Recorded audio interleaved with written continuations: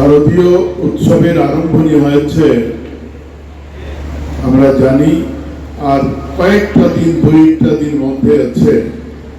আমি এখানে যারা উপস্থিত আছেন আর আপনাদের মাধ্যমে লক্ষ্মীপুরের প্রত্যেক শ্রদ্ধার নাগরিকের উদ্দেশ্যে আমার শারদীয় অভিনন্দন জ্ঞাপন করে খুব সংক্ষেপে আমার বক্তব্য রাখব। বক্তব্য রাখার খুব একটা প্রয়োজন আছে আমি মনে করি না, কারণ মানুষ তার ইতিহাসকে স্মরণ করে। অক্টোবরের আজকের দিনে 5 তারিখ, আমরা যারা এখানে বসে আছি, অক্টোবর আরম্ভ হওয়ার পরেই আমাদের 2 তারিখ মাথায় এসে যায়, 2 অক্টোবর গান্ধী জয়ন্তী। আগামী দিনে আপনারা দেখবেন লক্ষ্মীপুরের মানুষ যখনই অক্টোবর আসবে তখনই মনে করবে 5 অক্টোবর। কেন 5 অক্টোবরের জন্য যে ওই দিন সত্যিকার অর্থে লক্ষ্মীপুরের সমাজ জীবনের উন্নয়নের জন্য সামগ্রিকভাবে লক্ষ্মীপুরকে উন্নত করার লক্ষ্যে আজকের দিনে যে পদক্ষেপ নেওয়া হয়েছে, এই পদক্ষেপ স্বাধীনোত্তর ভারতবর্ষে কখনো হয়নি। আগামী দিনে এর চাইতে বড় পদক্ষেপ হয়তোবা সম্ভব হবে না। এখানে বলা হয়েছে যে লক্ষ্মীপুর আজকের দিনে কো ডিস্ট্রিক্টের মর্যাদা পেয়েছে। কো ডিস্ট্রিক্টের মর্যাদা মানে জেলা। আর সত্যিকার অর্থে যদি আপনারা ভাবেন তাহলে দেখবেন জেলার যে কাজগুলো, সব কাজ এখানে হচ্ছে।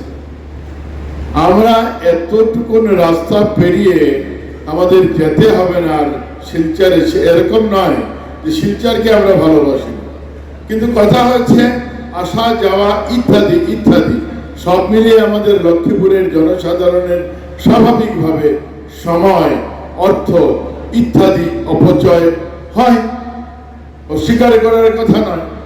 তো এই ক্ষেত্রে আজকের দিনে আমাদের প্রয়োজনীয়, আমাদের সত্যিকার অর্থে যেখানে আমাদের নিত্যদিনের কিছু কাজ থাকে, সব কাজ আজকের দিনে লক্ষ্মীপুরের ফুলের তোলা। কাজে এই ক্ষেত্রে আমাদের এই 5 তারিখটা আমাদের লক্ষ্মীপুরবাসীর জন্য, শুধু আজকে নয়, লক্ষ্মীপুরের ইতিহাসে, কাছাড়ের ইতিহাসে, আসামের ইতিহাসে এক স্বর্ণাক্ষরে খোদাই করা হয়ে গিয়েছে। এই ক্ষেত্রে বলার অপেক্ষা রাখে না। লক্ষ্মীপুর আজকের দিনে ক ডিস্ট্রিক্ট হয়েছে, আর এই পরিকল্পনা আমার আপনার নয়। এই পরিকল্পনা আসামের মুখ্যমন্ত্রী সর্দার হেমন্ত বিশ্ব শর্মা মহোদয় আসার পরে আসামের প্রত্যেকটা সমষ্টিকে কিভাবে উন্নত করা যায় তার যে প্রয়াস আরম্ভ করেছেন, কিছু সংখ্যক প্রয়াসের কথা আমাদের সম্মানিত বিধায়ক এখানে বলেছেন, কিন্তু আজকের যে প্রয়াস, এই প্রয়াস আগামী দিনে ভবিষ্যৎ নির্মাণ করবে। আপনারা জেনে খুশি হবেন, বলেছেন আমাদের বিধায়ক যে 79 এভাবে ক ডিস্ট্রিক্ট তৈরি হবে। 21টা হয়ে গিয়েছে, 18টা আজকের দিনে হবে। আর কাছাড়ে প্রথম লক্ষ্মীপুরকে করা হয়েছে। কেন জানেন? লক্ষ্মীপুর থেকেই কাছাড়ের অন্যান্য সমষ্টিতেও লক্ষ্মী লাগবে, তার জন্য। আর এই লক্ষ্মী লাগানোর কাজটা হেমন্ত বিশ্ব শর্মা মহোদয় করছেন। কাজেই আজকের দিনটা আমি মনে করি শুধু লক্ষ্মীপুরের জন্য নয়, আজকের দিনটা কাছাড়ের সমগ্র মানুষের জন্য এক আনন্দের দিন। আনন্দের দিন এজন্যে যে লক্ষ্মীপুর থেকে আরম্ভণী হয়ে কাছাড়ের অন্যান্য যে সমষ্টিগুলো আছে ওইখানে হবে।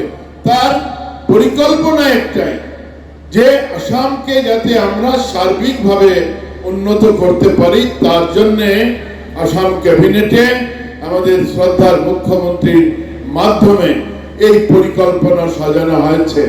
আর এই কথাটা একদিনে হয়নি, এরকম নয় যে হঠাৎ করে বলা হয়েছে, হঠাৎ করে করা হয়েছে।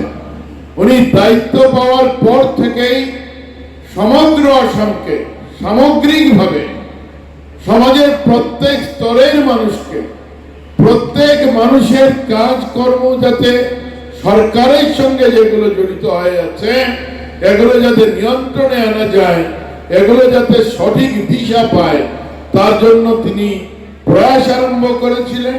আর একের পরে আপনারা দেখেছেন লক্ষ্মীপুরের ব্যাপারে, লক্ষ্মীপুরের উন্নয়নের ব্যাপারে আমাদের বিধায়ক বলেছেন, লক্ষ্মীপুরে এই যে কর্মকাণ্ড 47-এর পর থেকে 21 আপনারা মিলিয়ে দেখবেন, আপনারা যদি মিলিয়ে দেখেন তাহলে দেখবেন 47 থেকে 21-এর যে কাজ, 21 পর্যন্ত যে কাজ, আর 21 থেকে আজকের দিনে 24 পর্যন্ত কাজের তুলনা করে দেখবেন যে আমরা কোথায় কি পেয়েছি, আমরা কতটুকু এগোতে পেরেছি।